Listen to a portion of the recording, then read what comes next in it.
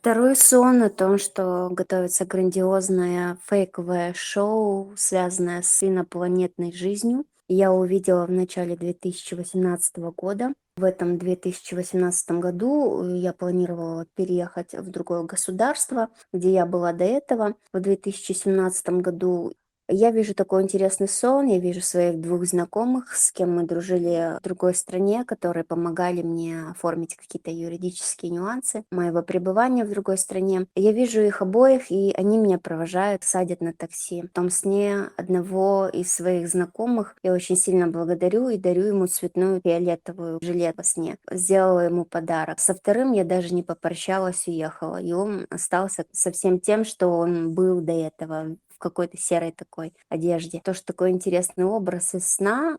Сразу его хочу прокомментировать, потому что действительно у меня и в жизни было два человека, которые помогали мне. Один из них помогал с устройством по юридическим разным моментам моего пребывания в другом государстве. Получается, как бы из сна такое вот понимание приходило, то, что так как этот человек, даже не зная меня толком, да, он не был таким каким-то религиозным особо. Просто этот человек сделал добро посвященному Богу человеку. Благодаря этому он получил благословение. А второй человек, который не оценил тот дар Божий, как был рядом и, как бы, возможно, пренебрежительно как-то к этим дарованиям Всевышнего относился, может быть, свысока, может, с гордостью какой-то определенной, он, получается, остался без ничего. Получается, вот как жил человек, так и живет дальше в серой какой-то тусклой жизни. Меня очень обрадовал этот образ, потому что действительно потом и в жизни того человека, который очень сильно мне помог, пошли очень хорошие прорывы в разных сферах. То есть те проблемы, которые у него не решались годами, они стали решаться легко. Это как этот человек связан с бизнесом, в первую очередь в бизнесе, да, какие-то там связи, знакомства и много чего другого. В общем, у него стало все это выравниваться. Вот живой пример, как говорится, послужи Божьему человек, Бог послужит тебе. Как раз-таки есть те принципы, о которых говорил сам Ишуа Мессия, то, что кто хотя бы одному из верных моих подаст стакан воды, то тот не останется без награды даже в этом мире. И это работает 100%. Получается, даже вот в этом образе, так как я сама лично планировала вернуться все-таки в чужую страну, переехать туда я планировала, но вот через этот образ я видела, что эти два моих знакомых, они меня именно провожали в такси, и я ехала в сторону Китая. Еще такая думаю во сне, что я там потеряла в стороне Китая. Это вообще совсем другая сторона. Я там даже не планирую жить и не мечтала, не гадала. И получается, даже через этот образ я вот четко увидела в 2018 году, я поняла, что мне не нужно возвращаться в чужую страну, что у Бога есть определенный, видимо, какой-то план, чтобы я была в приграничных зонах рядом с Китаем. И слушайте дальше, как это все воплощалось в жизни. Далее в этом сне я сажусь в такси, такси везет меня в приграничные зоны с Китаем. Когда мы ехали, мы проезжали через разные чащобы, лес темный, густой, становилось очень темно, ужасные такие сумерки наступили, пока мы ехали. И меня удивило то, что таксист не включал фары. В абсолютной темноте он не то чтобы не включал, он даже по его выражению лица было видно, как будто бы он даже боится включать эти фары. О чем этот говорит образ? То есть настолько темное время наступит, когда люди будут бояться самоидентифицироваться, как-то выражать свои мысли. Это какой-то период контроля или властности этой системы, или что. Это какая-то тьма наступит, вот знаете, вот над сознанием людей, таким вот каким-то вот страхом самоидентифицироваться, то есть выражать свое мнение открыто. Это вот настолько вот такой вот страх наступает, получается. И когда мы ехали, я понимаю четко, что мы едем в сторону Китая, потому что я четко в себе слышала Китай, Китай, что я еду в Китай. В какой-то момент я стала слышать, что по стеклам машины в этой тьме что-то бьется, вот как-то ударяется. И я стала вглядываться в эту тьму, которая слегка освещалась луной и звездами. Стала видеть всяких вот гоблинов, монстров, всяких ужасных всяких существ. Знаете, они даже не обращали на нас внимания и пробегали мимо. Видно было по этим всем существам, это были и леши, и всякие какие-то сущности, которые никогда не видела. Возможно, я их видела только в отрывках из фильма, знаете, какого, наподобие таких сущностей видела, как вот «Властелин «Властелин колец», вот, где были же вот такие вот битвы, где вот всякие тролли, вот уроды, всякие существа, они все бежали мимо из леса, и они все торопились куда-то. Там были и летающие, ходящие по земле, всякого рода нечисть. Они все куда-то торопились. И я стала смотреть. А в этот период таксист тоже увидел то, что такие сущности. Я его положила во сне руку на его плечо, и я стала молиться на духовном даре от Всевышнего. Это сверхъестественный дар от Бога. Это молитва на иных языках, который понимает только Дух Всевышнего. И во время этой молитвы мой таксист, он успокоился и начал спокойно вести машину. Он вел меня туда, в сторону Китая. Когда мы стали подъезжать к Китаю, я увидела большой крупный шабаш. Шабаш.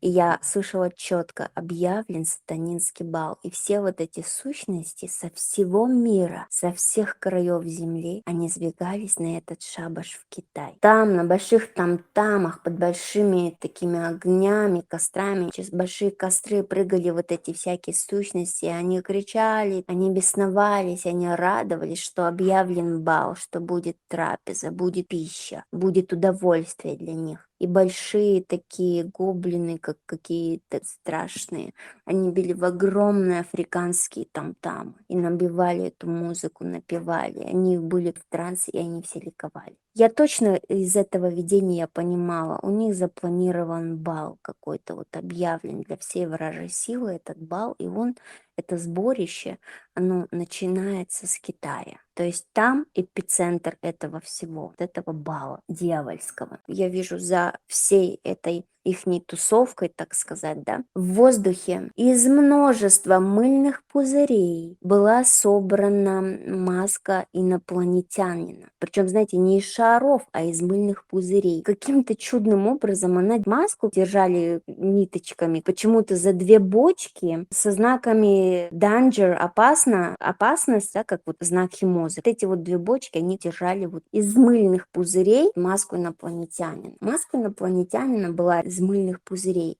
Этот образ, этот сон, он был в 2018 году, он настолько исполнился, в каком плане какая-то часть его исполнилась, потому что, как мы знаем, что в конце 2019 года началось определенное действие с Китая, да, с Поднебесной, которое развилось на весь мир и дало такой рикошет по всем экономикам стран. Это продлилось в течение 2020-2021 года. И это было только начало. Образно, почему именно вот эта маска, она держалась за вот эти 2 бочки, Danger, то, что началось в 2020 году в мировом эквиваленте, как мы знаем, что это было, я объяснять сейчас не буду. На этом будет базироваться каким-то образом мыльный пузырь, то есть это как бы база, где закладывается, на чем потом будет строиться в дальнейшем что-то связанное с инопланетянами. И это будет настолько крупное какое-то фейковое шоу, потому что это было показано в виде мыльных пузырей. То есть это будут мыльные пузыри реальные. И этот сон еще раз рассказал о том, что готовится грандиозное шоу, связанное с происхождением от инопланетян. Что скоро это будет настолько явно явлено, и это все очень сильно завязано на Китае. Дальше в последующие годы снились какие-то разные сны, но сейчас мы не будем их выставлять. Что-то связано с Желтым морем, что в Желтом море строится серьезная платформа для того, чтобы принять этих инопланетных существ. Ну, это что-то из мира фэнтези, я бы назвала, но, к удивлению моему, даже какие-то мои фантастические сны, они потом впоследствии оказываются реальностью, которой я даже не могла подразумевать, что вот настолько вот потусторонние силы работают в этих сферах. Это и сны о биороботах, которые от 2012-2013 годов, когда я их видела, я удивлялась, да, я же не смотрю никакие фильмы, почему мне снится какая-то фантастика. Так вот, сегодня уже к 2020 году я поняла, что мне не снилась фантастика, мне снились реально пророческие сны, в которых просто я не верила. К данному периоду я вижу, их уже у меня накопилось очень много. Вместе с моей командой мы решили их высвобождать, потому что они проливают очень много света на то, что будет в конце времен, будет ли восхищение или исход, или будет и то вместе взятое. Какие люди восхитятся, об этом тоже я видела очень много снов, но обо всем по порядку, поэтому подписывайтесь на мой канал, можете подписаться на телеграм-канал и следить за новостями.